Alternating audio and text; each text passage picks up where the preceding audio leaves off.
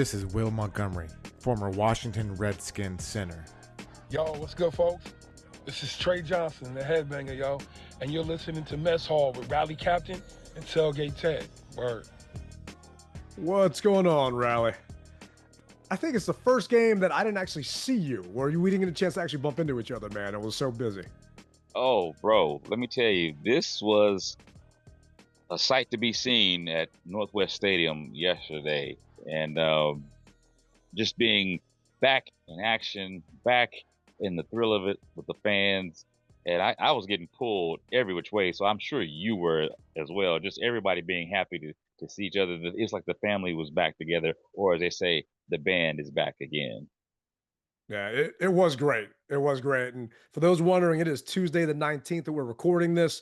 We're still on the every other week schedule because we're still trying to enjoy the summer as long as we possibly can. You all know how busy the actual season gets. So the last time we talked, you hadn't gone to New England yet. And truth be told, I have not watched that game. It is on my DVR. And I'm actually waiting for the team because the team sends out a code for NFL Plus. So we get the all 22 coverage and everything else. So that way I can actually watch the coach's film versus just the TV feed. But I'm out at dinner with Mrs. Tailgate, and I got a text from my neighbor. And he's a Pats fan. He's from New England. You know, it's fine.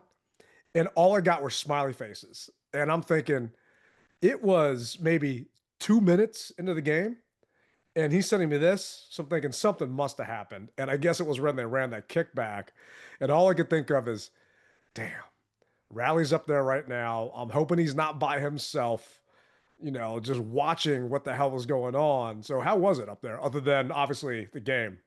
Well, I was by myself, but I gotta tell you, there were a lot of fans who weren't sitting next to me, but who came down to take pictures and the whole nine yards. And so a lot of the Patriots fans were like, "Okay, are you famous or something?" And I said, "No, I'm just an avid fan."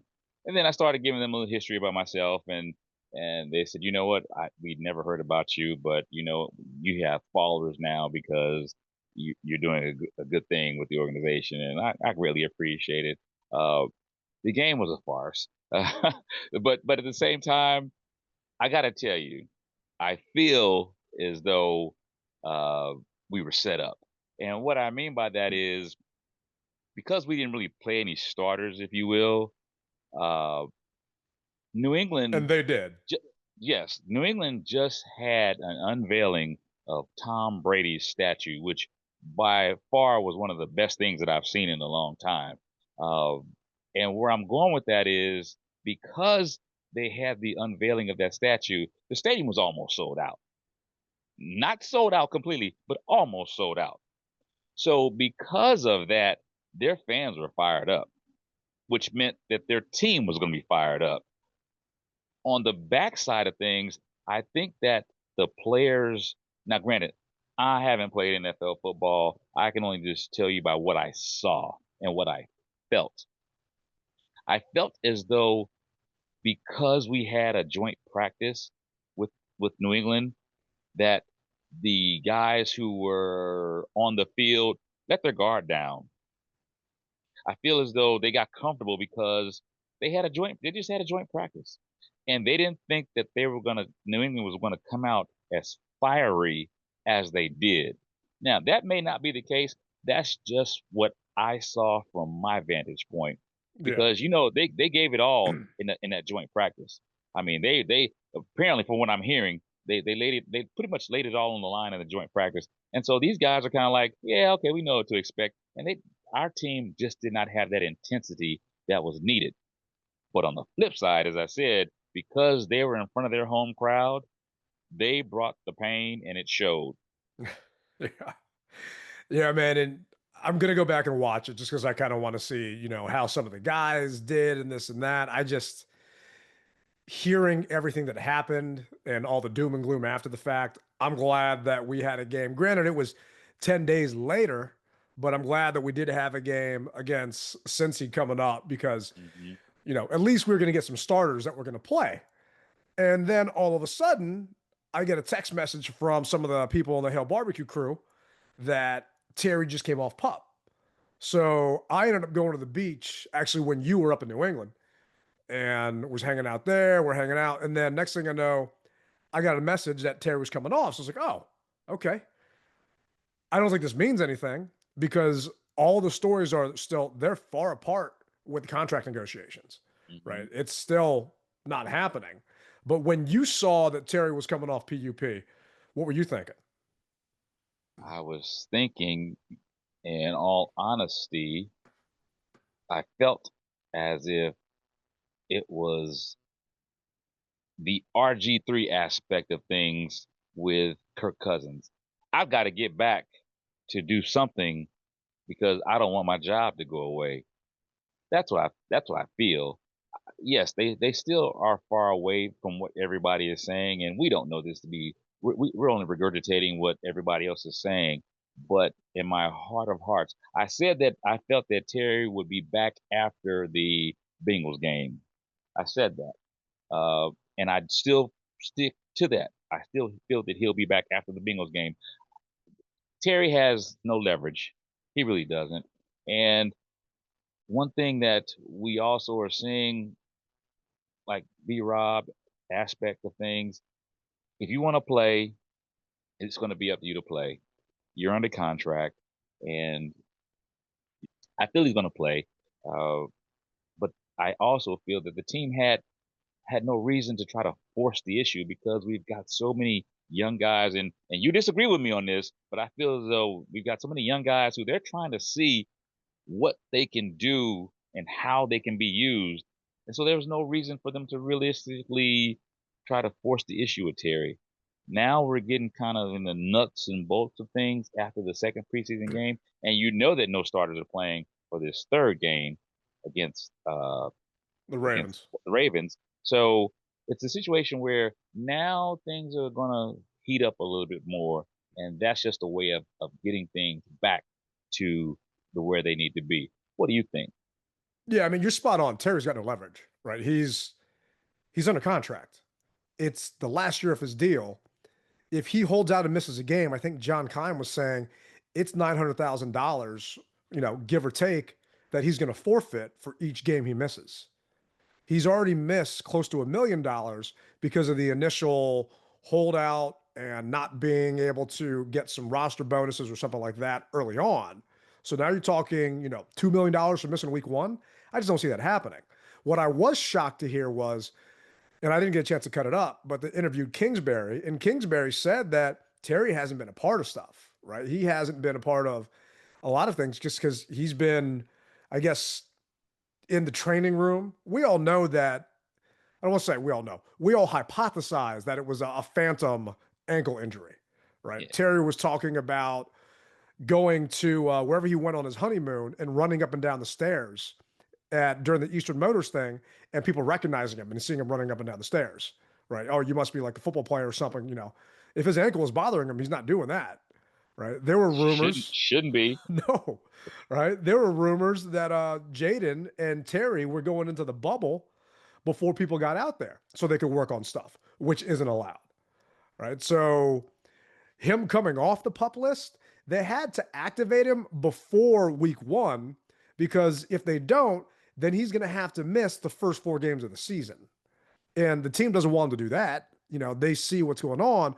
What I was getting concerned about is they talked about it multiple times, just different beat reporters, how the first team offense has not looked good, right? The first team offense has looked bad without a true deep threat, right? Debo and Eckler and Ertz have just been kind of dump off valves and shorter passes, so they haven't been able to open the offense up. So then seeing him come off pup, to me, the team is basically pulling the rug out from under him, saying, all right, well, you got no excuse now. So if you don't show up, you can't blame it on this ankle because every time someone's been talking to DQ about Terry, he keeps talking about him rehabbing and being with the trainers and this and that, Mm, not addressing the contract holdout or hold in mm, because he's mm. actually there. Well, they can't use that as an excuse anymore. So I was shocked that Terry didn't even go to the game and wasn't even on the sidelines last night, right? But why though? Why were you shocked? Because he's off pup, right? He is on the 53-man roster, the 90-man roster, and he's a team player, right? He's a team guy. So the fact that he wasn't there, I get why Brian Robinson Jr. wasn't there, and we'll touch on that in a little bit. But the fact that Terry wasn't there, it's a home game, right?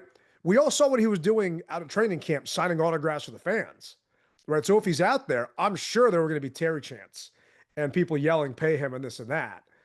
So I'm just surprised that he wasn't there. And the team said it was an excused absence.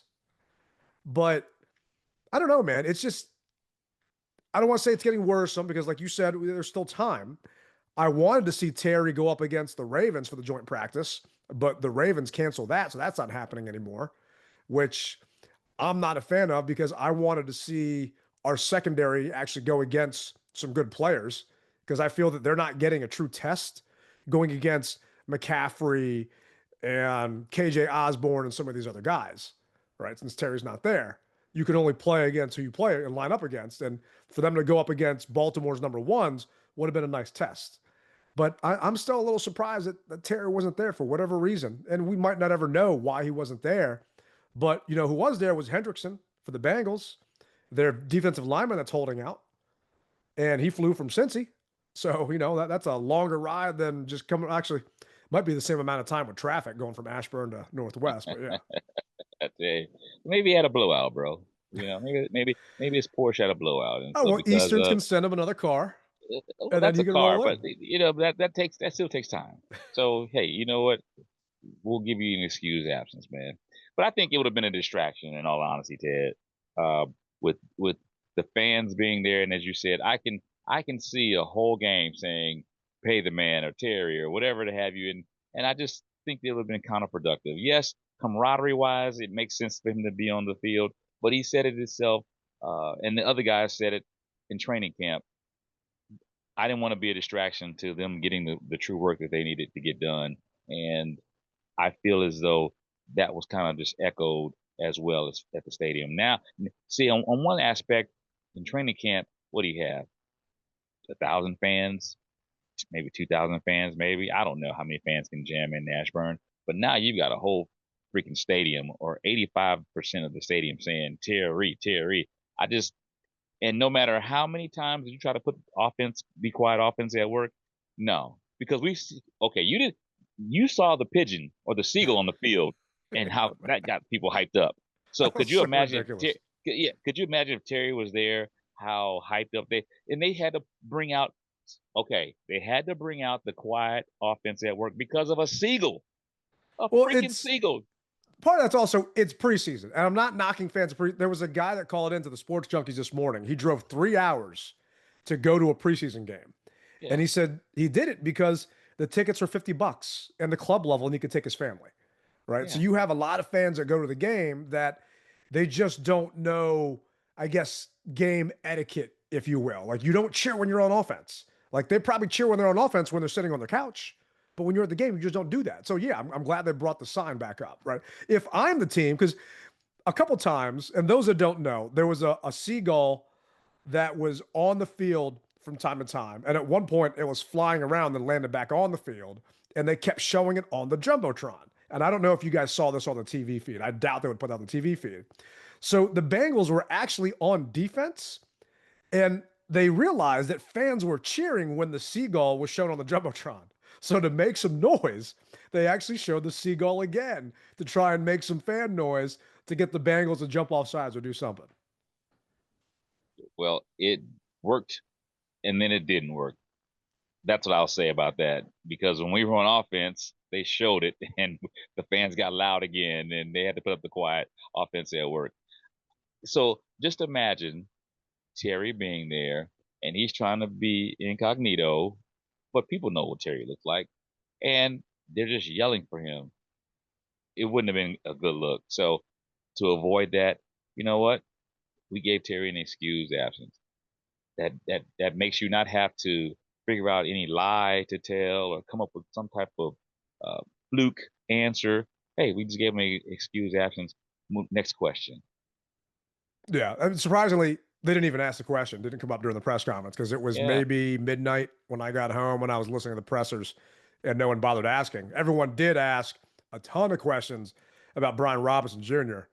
So if you listen to this, you all know what's going on with B-Rob, I'm assuming. Some of you might not be keeping up with as much, but it came out a couple weeks back. Ben Standig did his, I think, mock 53 and said that there's a possibility that B-Rob does not make this roster. And everybody has been hyping up Bill Merritt, right? The 7th round pick that the team made this year.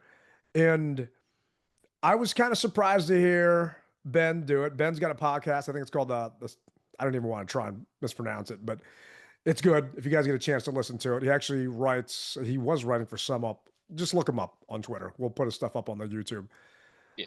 But then all of a sudden, I think it was Jordan Schultz came out the day before the game that B-Rob was on the trading block. No one else had corroborated the report. Not Schefter, not Rappaport. Nobody else came out and said anything. So thinking, all right, where's this coming from? Next thing you know, get word, Brian Robinson Jr. not dressing for the game. If he's not dressing for the game, obviously something's going on, and these trade rumors are actually real, that the team is putting him on the chopping block. So when you heard all the hubbub about B, what were you thinking? Ted, I got to tell you, and to our listeners, I got to tell you, the first thing I thought about was Antonio Gibson. You know, Antonio Gibson, he was always close, but there came out that said that Antonio Gibson just could not see the hole. He got better toward the end, but he just wasn't a true natural running back. If you remember, we brought him in from, I want to say, Louisville, and he was not a running back. He was something else, but he had the speed, the quickness, but he just couldn't line the hole up to see a natural runner. This reminds me of B-Rob. B-Rob, he's a bruiser type of back, but he isn't the flash type of back. And so ownership saw it, they see it, and I hope the best for the young man. I really do. And I got nothing bad to say against B-Rob, but we know that there's sometimes B-Rob has left food on the table, if you will. And so that frustrates coaches. And if this isn't a player that you brought in and babied, he's easier for you to cut. And we see that these guys aren't playing around, man. They really aren't. And so I wish the best for him if that's the case. But we know that they're looking for that back that can also go into third gear, if you will. If you want to say second gear, or go to whatever gear that higher gear, if you will. And B-Rob wasn't that type of back. He was a steady back, not a flash in the pants type of back. But he also left food on the table, as they say. So I can see why they did why they're trying to do what they're doing, if you will. And so I'm going to turn it over to you. What do you think? So looking at his contract, right? This is a contract year for him. Mm-hmm. So he's got a $3.6 million cap number.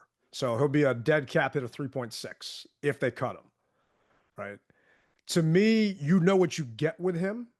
There were times last year, actually maybe 2 years ago, that I wanted Chris Rodriguez to play over B-Rob, right? I thought that Rodriguez hit the holes better.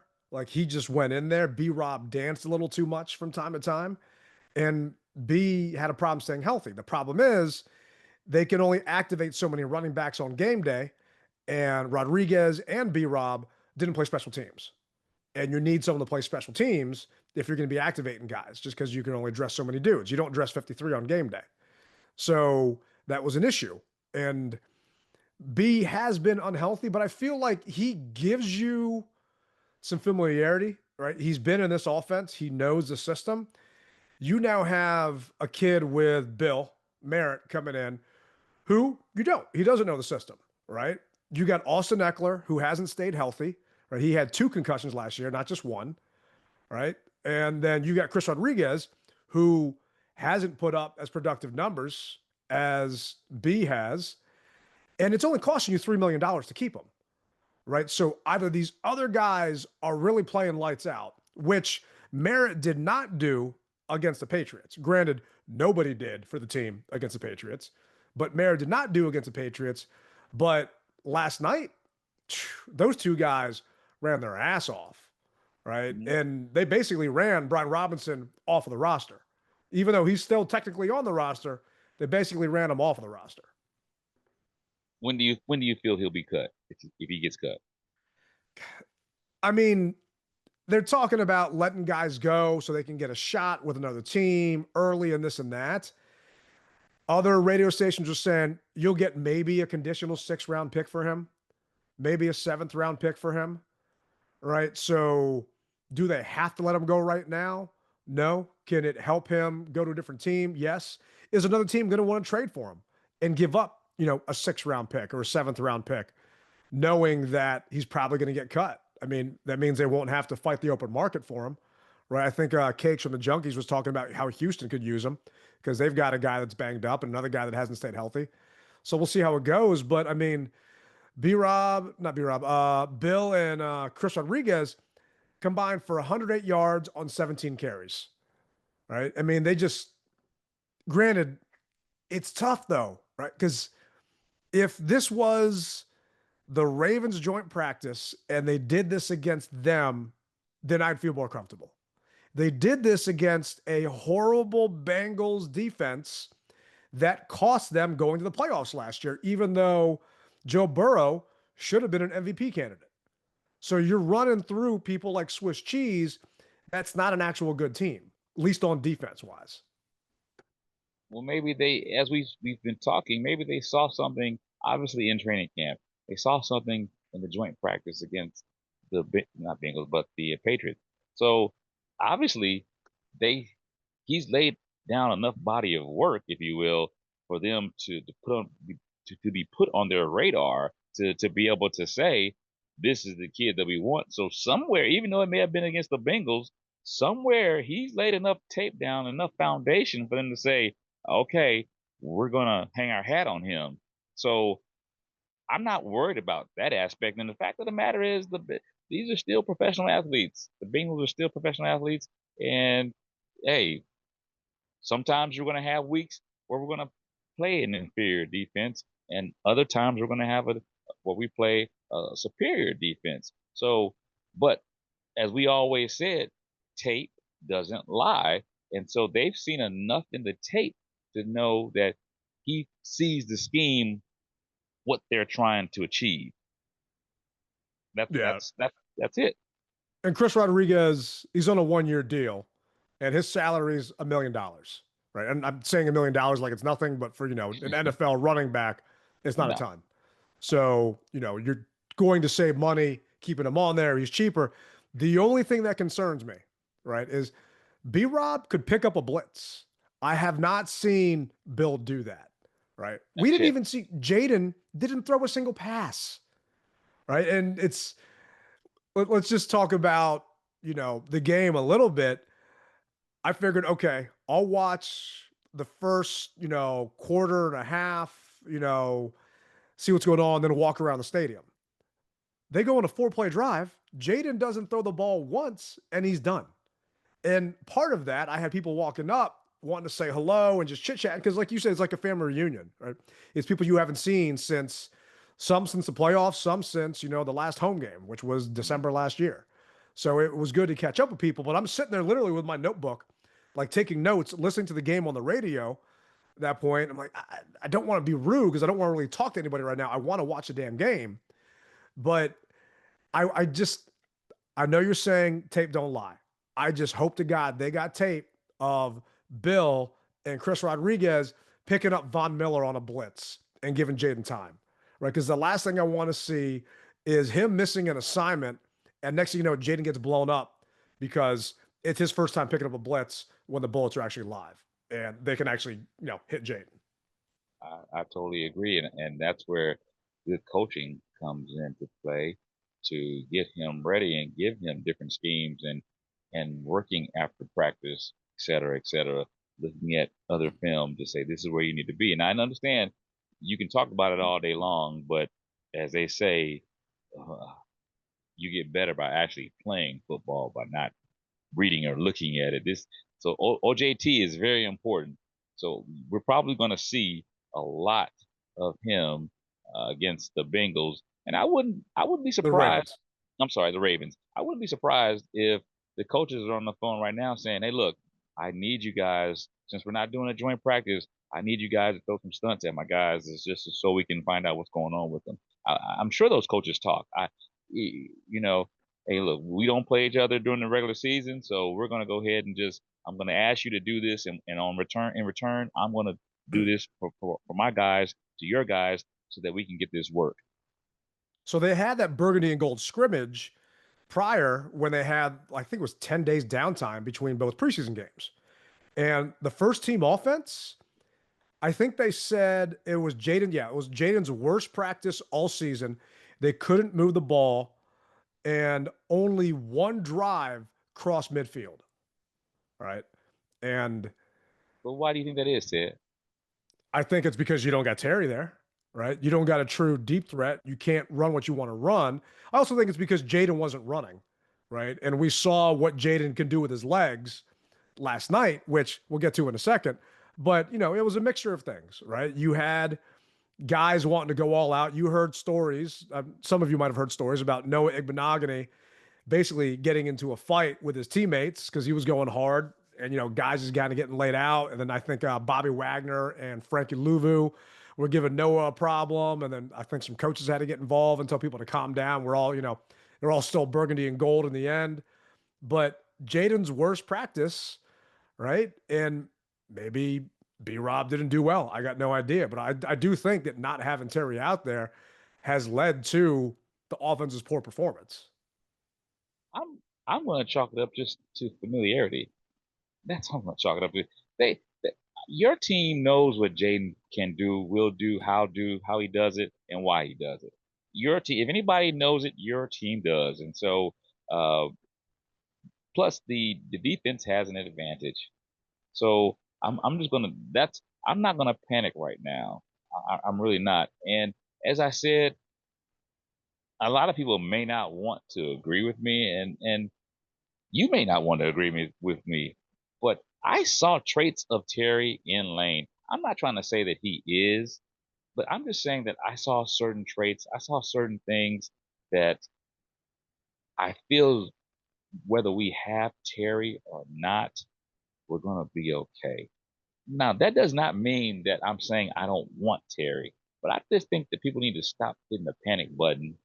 And obviously, the team sees something, and they are way smarter than what we ever could be. So I'm just going to let them do what they have to do.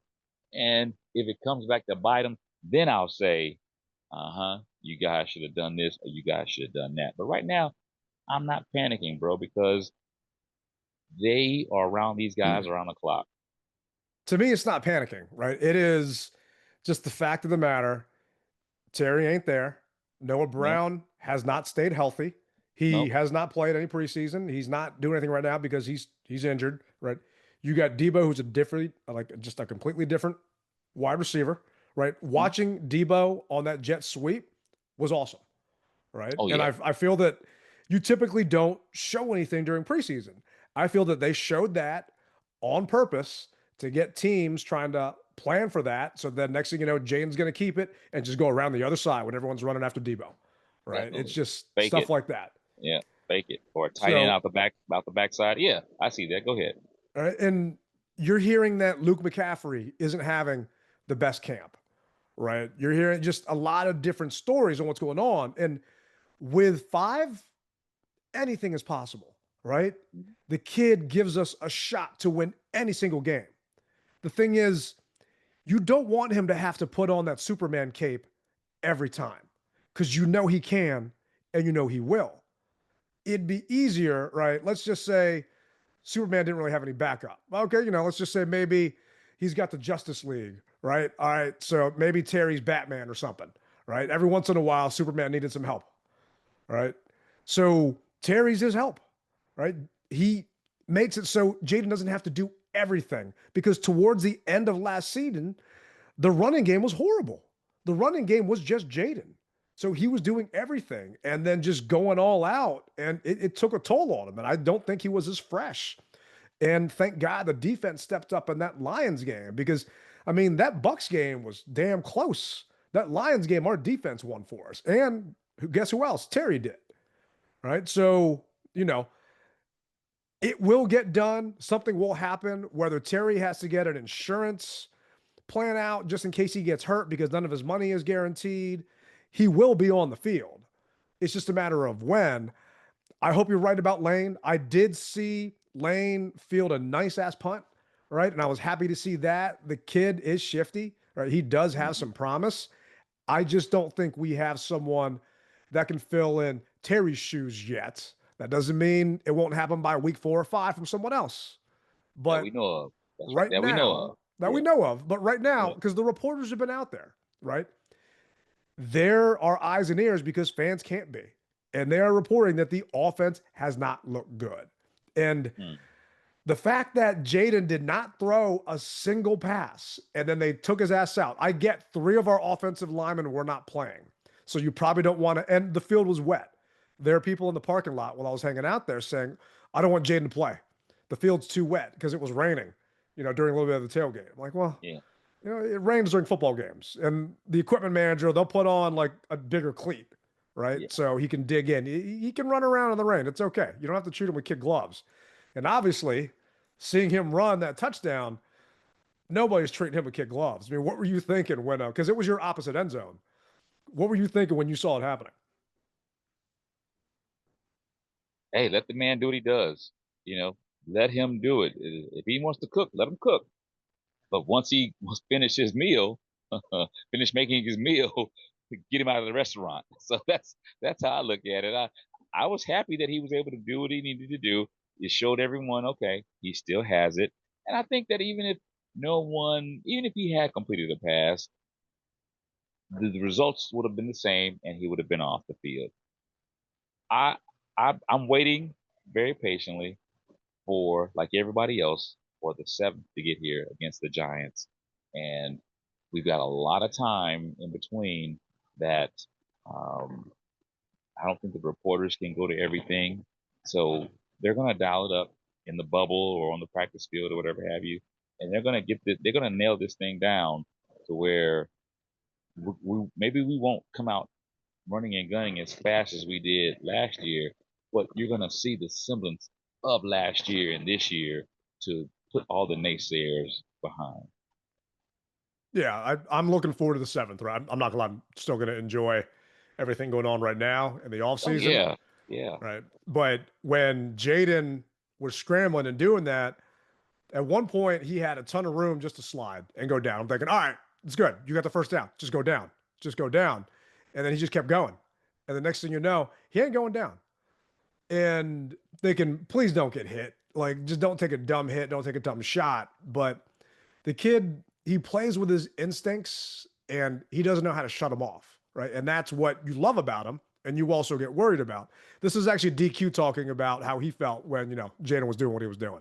When Jayden took off, is your heart in your throat at all? And were you, did you tell him anything about maybe next time the preseason you might want to get down faster? Yeah, you think those conversations haven't already been told? No, honestly, it is part of his game, and it is what makes him a special player.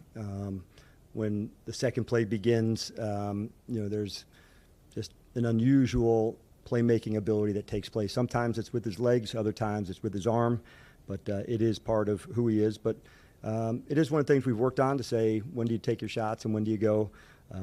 There'll be more of that, at times. Sometimes I'll say less of that, but, for the most part today, I was pleased with the preparation heading into the game.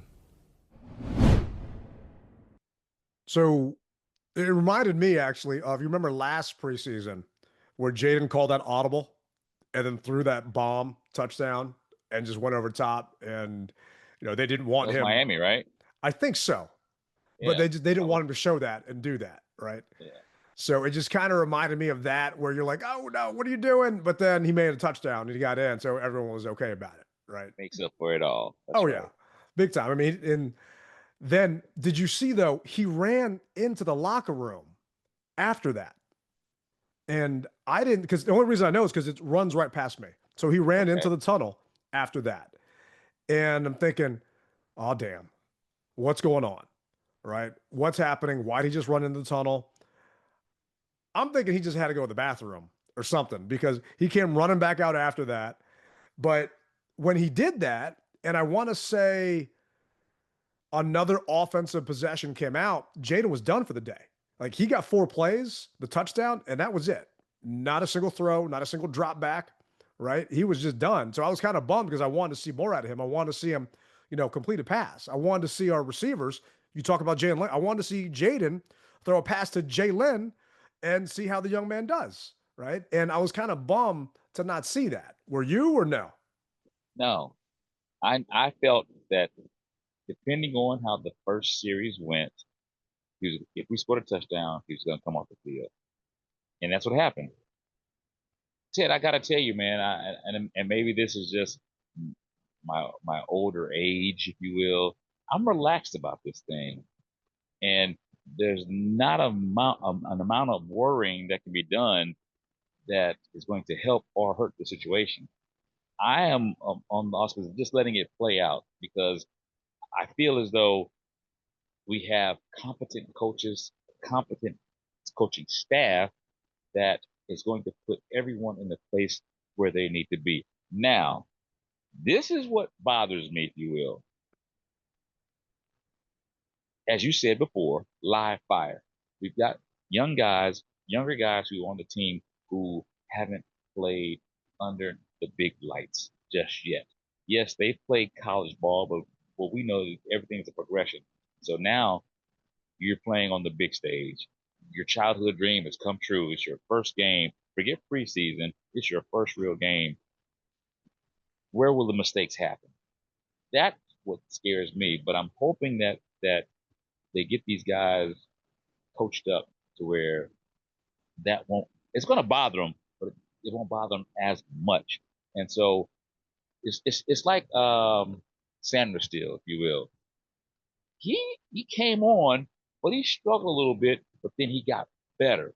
Yeah. That's what I see these guys doing. I see them going through their bumps and bruises as a rook or as a younger player, but that third game, fourth game, or whatever have you, I see them being dialed in. And so unfortunately there's just nothing that we can do until that happens. But I just feel as though the coaching staff is going to get these guys ready to make as minimal mistakes as possible.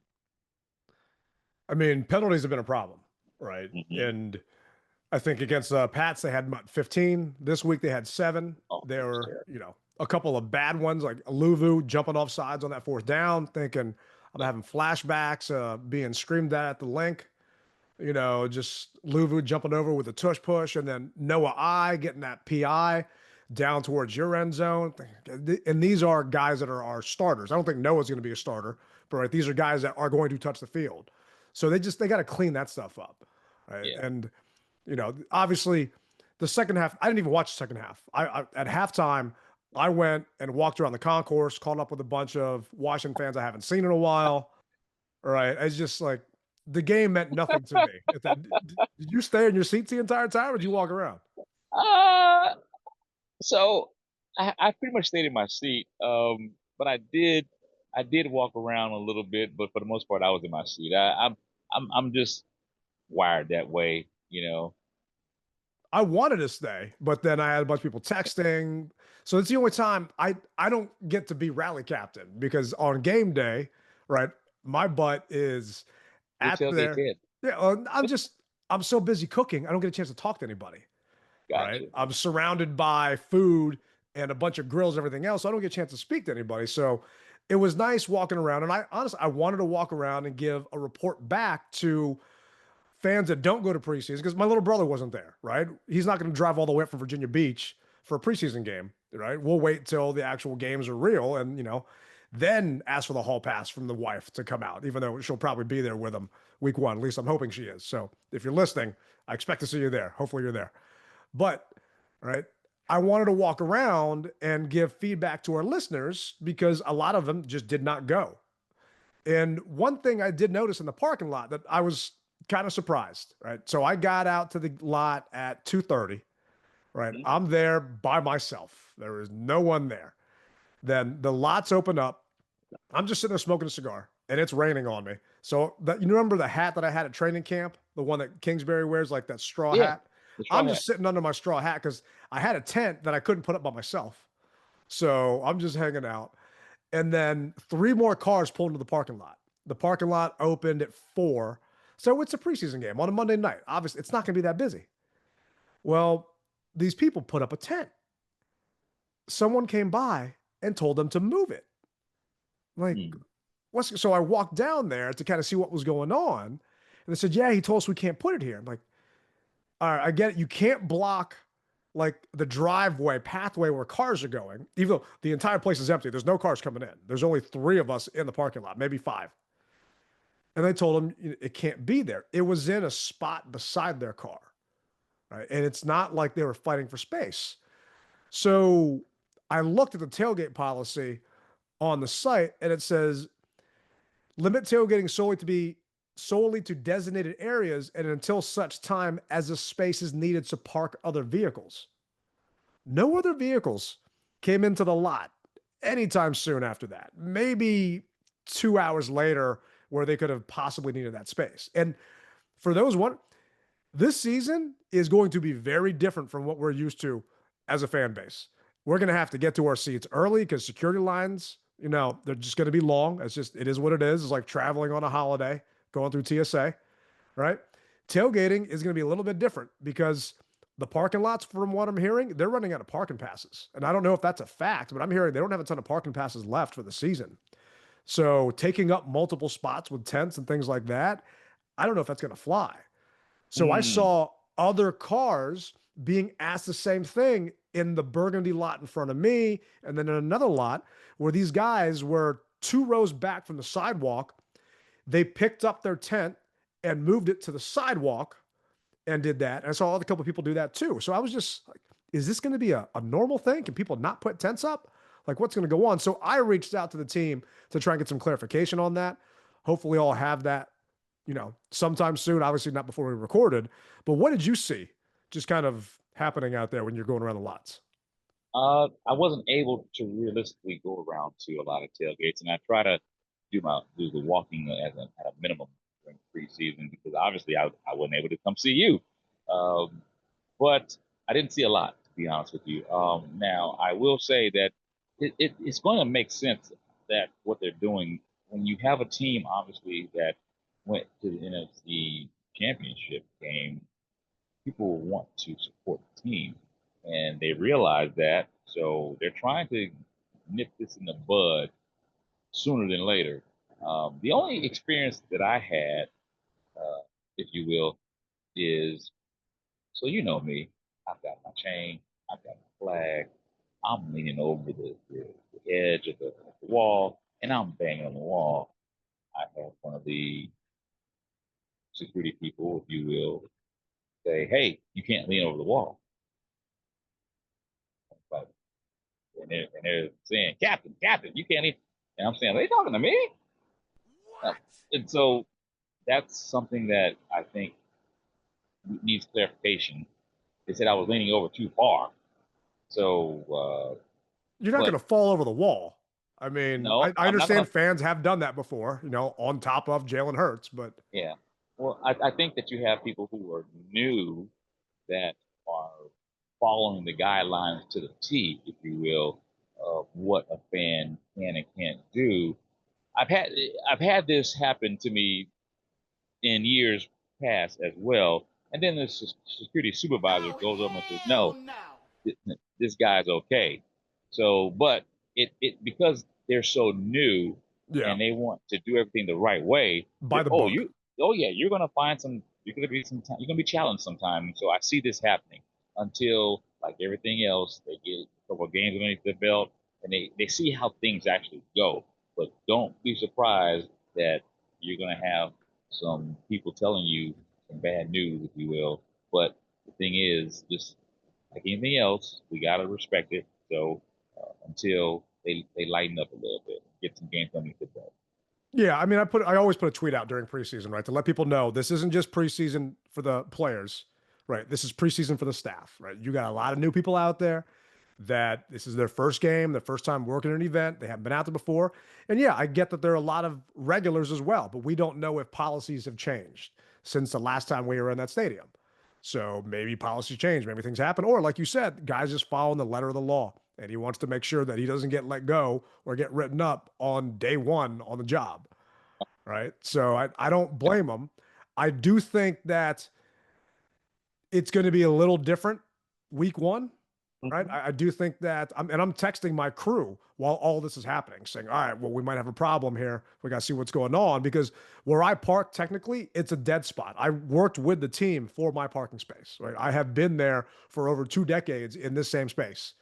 And it is specific for me because you cannot park cars there. So I'm not taking up any spaces with my tent. So I am legally allowed to do it. And some people have gone to other stadiums and you can actually buy a parking pass just to put your tailgate in, right? I remember going to a Cowboys game at the old stadium where you could just buy parking passes and just set up tables and chairs in a spot, not your actual car, right? So instead of having, 2 parking spots for 2 cars, they just have 1 car there and then the tailgate in the other spot, right? At Northwest, you cannot do that. You cannot buy a parking pass just to tailgate in. It is not allowed per their rules and regulations. So we'll see what happens come week one. Week one's gonna be packed, and I've got some surprises coming up. Right. Oh, all right. One thing that did surprise me though, and it's not that big a deal because believe it or not, tariffs are affecting my tailgate. Right. This is when I start buying supplies for the season to kind of stock up because I live in DC. I don't have a ton of room. Right. I can't have boxes and boxes of stuff just sitting here waiting. So I'm getting like a 40% markup on some of the things that I'm buying for the season. So there are some changes happening to the tailgate this year. I don't want to get into it now. I'll talk about it later. At least you feel safer, though. Don't even start with that. But the gold member menu, the season ticket holder menu, did you buy anything to eat in the stadium? I did. I went to the crab roll. Oh, the DMV crab place? Yeah. That smelled so good. I wanted to get one, but I talked about walking around. So I walked around to every single food kiosk, right? Because I wanted to look at it. And let me see if I can pull up the crab one here. All right. Regardless. Oh, yeah. The jumbo lump crab rolls. So it used to be 50% off for food for gold members. Alcohol was always 100%, but drinks and food were 50% off. So chicken tenders and fries, regular price $15.99, gold member price $9.99. Now, I'm not good at math, but that ain't 50%, right? Jerk chicken quesadilla, $19.49, regular price $14.99, right? So somewhere the discount changed between last season and this season. And I prefaced by saying I understand prices have gone up and things have changed, right? Souvenir soda, $12.99, now $7.99 for a souvenir soda, right? So, and there are some things like a bottle of water is $6, it's $3. So that is still 50%. So some things are 50%, some things aren't. I was kind of surprised to see some of the pricing differences with the food, man. Like mac and cheese, $12. Now it's $9. It's a $3 difference. So it was getting better in regards to affordability for families. It went the other direction during the off season for whatever reason. And I don't know why, other than they're just trying to make more money back. And it's going to be busier this season coming up because it's going to be sold out. They realized that. Definitely. Before you had an inferior product on the field, and so you had to make prices a little less for people to come in. Now there's this boom time coming in, and people got to raise the prices. I'm sure the rent was raised on the vendors, so they've got to recoup that back some kind of way. So the patrons are the ones who get it.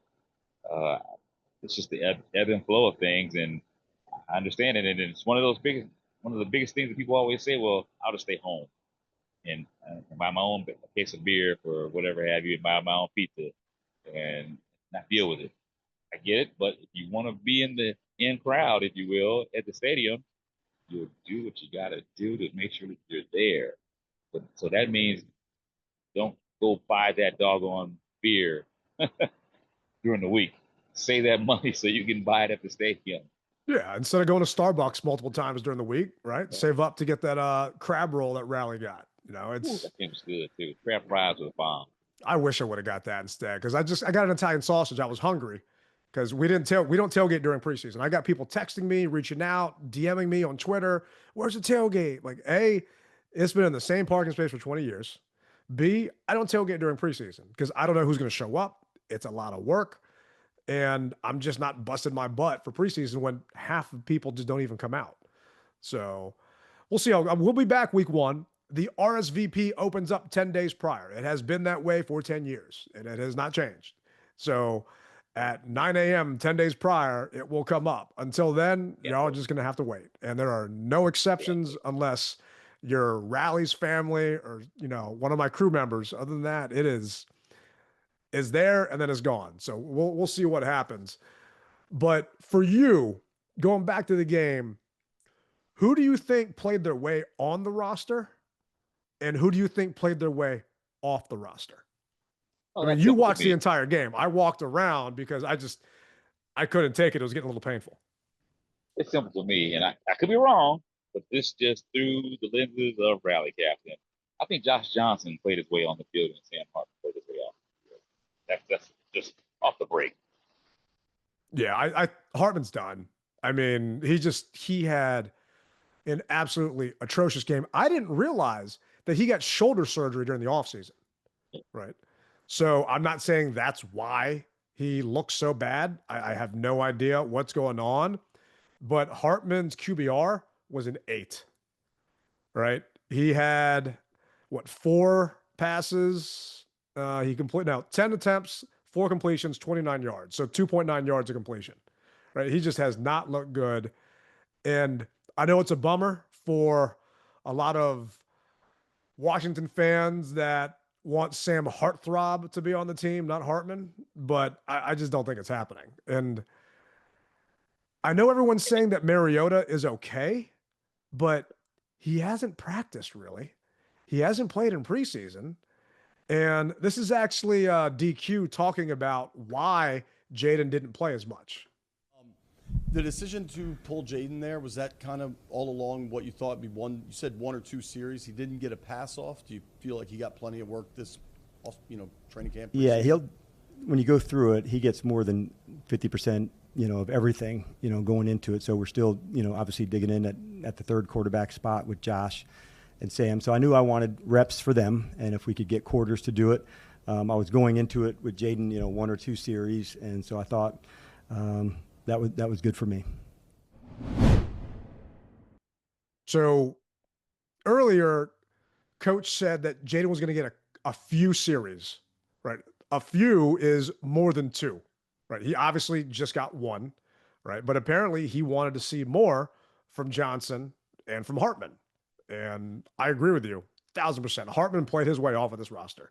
I think he is going to get all of the time against the Ravens, right? You're not going to see any starters, maybe a couple of fringe guys, just because you got to play special. Someone's got to play, right? But Hartman is not going to be on this team. And I feel bad for the kid. And I don't even know why you put him on the practice squad, right? It just, Johnson as a third-string quarterback and run the plays doing that. It's not like it hurts. I know they increased the roster, so it'll be fine. But obviously, Connerly, for me, played his way into a starting role, right? I was hearing from Linnell, who's on Team 980 and 106.7 The Fan, how bad Connerly has been looking and how he just looked off. He freaking kicked ass yesterday, right? And I was a little worried with some of Linnell's reporting and some other people talking about, really, honestly, it was just Linnell saying it. I didn't hear anyone else say it. How Connerly has not looked as good as he had hoped personally. But seeing him play, that young man played himself into a starting right tackle spot, in my opinion. And I'm excited because what he did on that Bill run, I mean, granted, I am a little faster than I used to be, but you with, a bum leg could have ran through that big ass hole that he opened up there and ran it for a touchdown, man, without your bike.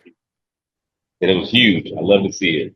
Oh, it definitely was. And I'm not trying to make light of anyone that's not going to be on this roster. I wish them the best of luck, right? There are other teams hopefully they can catch on with. You put up good enough tape during that Ravens game, then maybe you get picked up by somebody else, right? If you don't make the final 53. So I wish them all the best. With that being said, I am not going to be at the Ravens game. I'm going to enjoy the beach for at least one more weekend before, everything counts full blast. So before people ask, I ain't going to be there. Someone can take my parking space. But it was good to be back in the stadium, man. It was just good to be back in the atmosphere, under the lights. And hat tip to the ownership for doing the light show, doing the fireworks, even for a preseason game. Because for some of those people, that's the only game they're going to get to go to. So I appreciate them not half-assing it and just going all out like they would in a regular season. I had an opportunity to take a picture with the main three owners sidelines, and they're all happy about what's going on, and so I'm happy as well to see the new improvements that the stadium has made, that they've made to the stadium, as well as fan experience. Looking forward to it. Yeah, I am too, man. And it's seriously hat tip to them because there were a lot of improvements I saw that they're not making any money on these improvements. They put gates at all the parking lot entrances so people can't pull in when it's not a game day, because people that don't know, it's a regular thoroughfare. People can just drive around the stadium. And I guess they had problems with people doing donuts. I know for a fact people were doing donuts in the parking lots in the past and stuff like that. They're investing money in this place because we're going to be there for at least the next 5 years. And they're not letting it just die on the vine like old ownership did. And I was jealous seeing you hanging out down there. They're all holding the flag. Question is, do they get to wear the chain? Look here. If an owner wants to wear the chain, he or she can wear the chain. That's just how it is, bro. I mean, they've earned the right. I always say only the players can wear the chain, or myself, obviously. But if ownership says, hey, Cap, you put that thing on. How heavy is it? Here you go, sir. I was actually waiting to see in your Instagram story if Mark Iron was going to have that chain wrapped around him instead. But no, that's Tell you what, that's I'll awesome. tell you what, that might be something I'll bring up to him coming up to one of these next games if I have the opportunity. Hey, Iron, put the chain on, brother. 2 questions with the captain and the owners, man. I can't wait for it. Well, see, I don't think they can do that. Yeah, whatever. But you know what, though? I've never asked it because they're always so busy. But you never know. I might slide it in there and say, hey, guys, help me out. Just, All right. For the Ravens game, I'll be looking for it. like you, probably not. What? I don't blame it, man. It is what it is. Yeah. Hey, well, hey, look, I hear the music playing. You hear the music playing, but lets me know that it's another episode of the DMV Mess Hall will close. Before we close, I had an opportunity to do a spot for AAA Commanders, and they've teamed up to do a nice program for memberships. So, if you guys have AAA, go to AAA.com/Commanders, and you'll see that membership. 15% off. You'll also get a lot of fan favorites. Check it out. That's AAA. Nice. I'm going to definitely have to do that because I know you can, if you're already a member, you can go there and then just convert your membership to a Commander's membership. So actually that membership is helping me get a discount for my hotel in Madrid. So I got to remember to bring my AAA card with me. See, there you go. I had to say that before we called it today. And as I was saying earlier,